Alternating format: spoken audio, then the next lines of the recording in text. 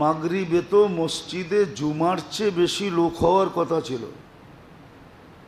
জুমায় কি ফজিলত রাখা আছে,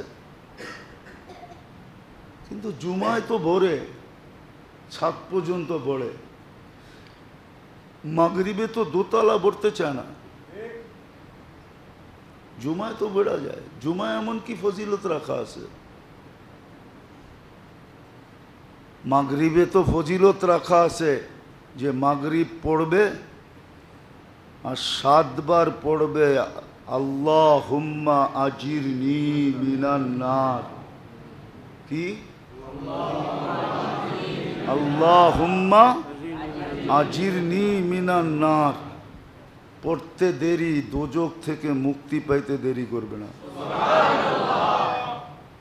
সুবে সাদেকের 1 সেকেন্ড আগেও যদি মারা যায়, 1 সেকেন্ড আগে শাহাদতের মৌত মিলবে। জান্নাতে ঢুকার অনুমতি পত্র হাতে মিলবে। এর চেয়ে বড় পুরস্কার কি হতে পারে? উচিত তো ছিল মাগরিবে জুমার চেয়ে বেশি ভিড় হওয়া। এরকম ফজরে জুমার চেয়ে বেশি ভিড় হওয়া দরকার ছিল। আবার যখন ফজরে 7 বার পড়বে, 7 বার পড়বে, ফজরের পরে সালাম ফিরায়া, তো সূর্য ডুবার 1 সেকেন্ড আগে মারা গেল শাহাদতের মৌত। জাহান্নাম থেকে মুক্ত, জান্নাতে ঢুকার অনুমতি পত্র হাতে। ফজরে ভিড় হওয়া দরকার ছিল জুমার চেয়ে। মানি জুমার নামাজ অনেক বড় নামাজ, কিন্তু এত বড় পুরস্কার তো না।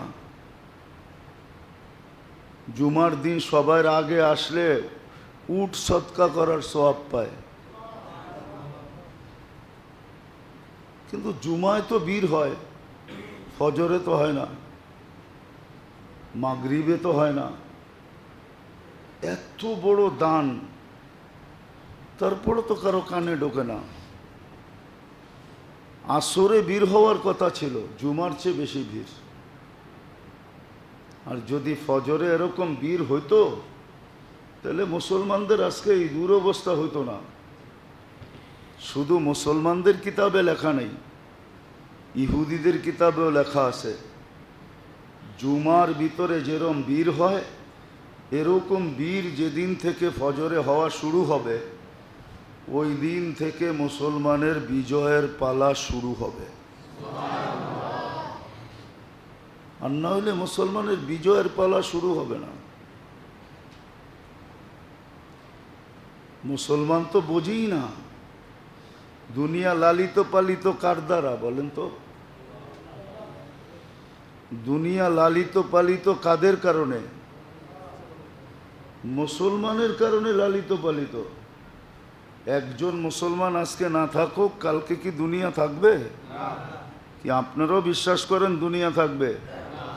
আল্লাহর রসুল, আল্লাহ তো বলে একজন মুসলমান যেদিন থাকবে না ওই দিন কিয়ামত। আপনার কারণে তো সারা দুনিয়া লালিত পালিত।